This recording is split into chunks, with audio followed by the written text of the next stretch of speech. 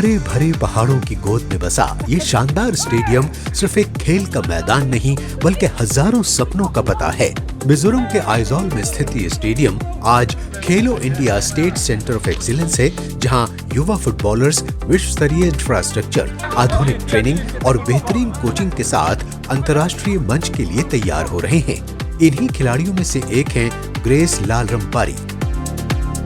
भारत की अंडर 17 और अंडर 19 राष्ट्रीय टीम का हिस्सा रह चुकी ग्रेस आज प्रोफेशनल क्लब फुटबॉल खेल रही हैं। उनका मानना है कि खेलो इंडिया जैसे मंचों ने उनके करियर को एक नई दिशा दी है।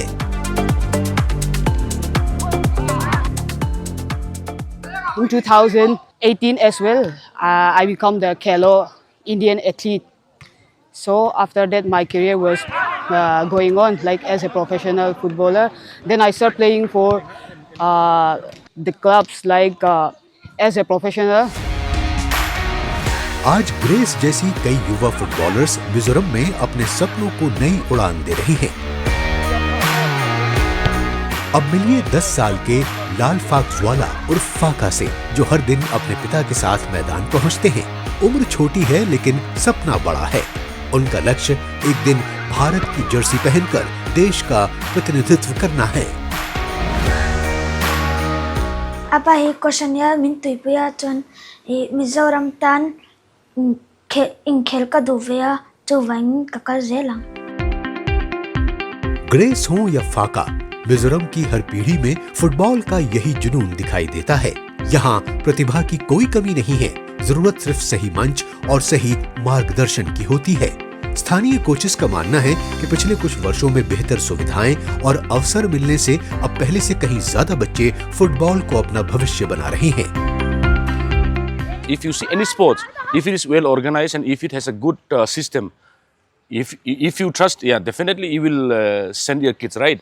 So this is one of the reason kids are increasing also. I'm sure we will have more kids also because, like I said, Mizoram Football Association, Mizoram State Government has did a great job in developing grassroots football.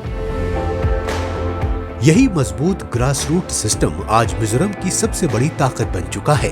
सही coaching, बेहतर सुविधाएं और लगातार मिल रहे अवसर नई पीढ़ी को बड़े सपने देखने और उन्हें पूरा करने का हौसला दे रहे हैं।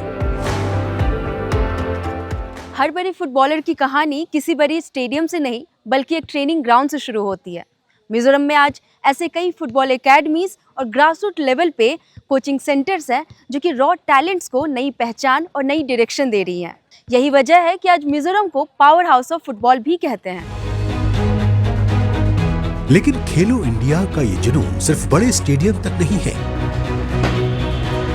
अब चलिए असम की गलियों में। यह है गुवाहाटी का ऐतिहासिक उलुबारी बॉक्सिंग क्लब, जो आज भारत सरकार के स्मॉल खेलो इंडिया सेंटर के रूप में जिला स्तर पर नई पहचान पा चुका है। यहाँ दूर दूर से बच्चे हर शाम प्रैक्टिस करने आते हैं। प्रोफेशनल कोचेस उन्हें अंतर्राष्ट्रीय स्तर की ट्रेनिंग दे रहे हैं, जिससे यहाँ कई बेहतरीन बॉक्सर खिलाड़ी तैयार हो रहे हैं। खिलाड़ियों का भी मानना है कि खेलो इंडिया अभियान से उन्हें बेहतर अवसर मिल रहे हैं। खेलो इंडिया का वजह से हम लोग भी बहुत इंस्पायर हो रहे हैं, क्योंकि खेलो इंडिया कैसा होता है, अगर कोई बच्चा अगर खेलो इंडिया खेलने गया तो उसको बहुत अच्छा फूड मिलता है, प्रिस्क्रिप्शन मिलता है, खाना मिलता है, किट मिलता है ना, तो उसके लिए खेलो इंडिया बहुत अच्छा है। एंड हम लोग का सेंटर भी अंडर खेलो इंडिया ही आता है। हम लोग का ग्रास लेवल का बॉक्सर स्टूडेंट होता है, जो स्पोर्ट्स पर्सन होता है, तो उन लोग डायरेक्ट ऐसे साइड में नहीं जा सकते, तो खेलो इंडिया में अंदर में आके वो लोग रिप्रेजेंट कर सकते हैं। तो मतलब बहुत फैसिलिटीज दे रहे हैं खेलो इंडिया की तरफ से। मिजोरम के फुटबॉल मैदान हो या असम का बॉक्सिंग रिंग, आज खेलो इंडिया जैसी पहल देश के हर कोने में नई खेल संस्कृति को जन्म दे रही है। छोटे शहरों और दूर दराज के इलाकों से निकल रही प्रतिभाएं अब सिर्फ हिस्सा लेने नहीं बल्कि देश के लिए जीतने का सपना देख रही हैं। यही बदलता खेल इकोसिस्टम भारत की अगली खेल क्रांति की सबसे मजबूत नींव बन रहा है।